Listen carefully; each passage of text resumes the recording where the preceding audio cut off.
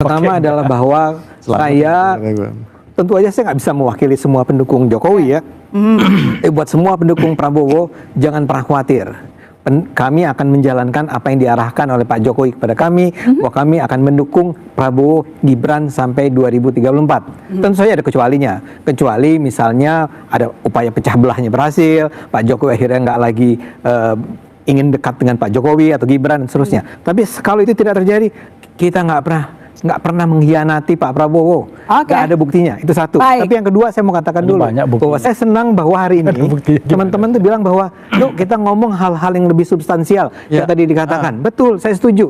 Udahlah, itu soal ijazah Pak Jokowi selesai aja lah. Itu Roy Suryo masih juga terus referee ikut dukung lagi. Terus saya mau bilang palsu ijazahnya gimana? Kalau asli ya tunjukkan. Pemazulan Gibran. Gibran juga nggak jelas ijazahnya. Jadi nggak akan merugikan seorang Prabowo ya? Artinya gini, suara hal-hal semacam itu jangan kemudian menyita waktu kita. Kita bicara tentang makanan bergizi gratis. Kita ngomong makanya Pak Jokowi jangan ikut-ikutan dalam politik. Istirahatlah dia sebagai former presiden. Arahan Jokowi Prabowo Gibran 2 periode menguntungkan atau merugikan bagi seorang Prabowo nantinya? Sebenarnya kan itu nggak bisa dijawab sekarang. Dalam politik, dalam bisnis itu kan mirip-mirip. Siapa kamu sehingga ketika berjalan dengan saya tambah kuat. Sesederhana itu aja. Kalau kamu berjalan dengan saya tambah lemah, kayaknya nggak jalan bareng deh. Kira-kira seperti itu. Tapi menjawab apa yang disampaikan oleh Bung Ade tadi menarik. Problem ijazah juga problem buat mereka. Kenapa mereka bilang kita asli bisa nggak jadi? Gitu loh. Kalau yang dipertanyakan saya bisa jadi, harusnya mereka lebih jadi lagi. Artinya bahwa memastikan ijazah itu ya, Bung Refli Harun ya, itu juga menjawab kepentingan mereka karena mereka berjuang bertahun-tahun belajar. Udah asli. Bukan maksud gua. Mereka berjuang untuk ijazah asli. Tiap hari datang. Tiap hari ketemu dosen. Dimarahin. Ijazahnya asli. Belum lulus. Nanti ijazah punya ijazah ini. Asli. Pengen ijazah asli atau ijazah palsu? Ijazah udah pasti asli lah. Mereka juga pengen memastikan ijazah pemimpin-pemimpinnya juga asli. Jadi 2 periode merugikan atau enggak bagi seorang Prabowo? Belum dijawab, Abang. Loh kalau itu dijawabnya nanti. Tapi prinsipnya sederhana. Siapa kamu? Kalau berjalan dengan saya tambah kuat. Kalau dengan berjalan dengan saya tambah lemah, tentu tidak akan saya bawa. Dan secara konstitusional tidak ada kewajiban harus bareng-bareng 2 periode.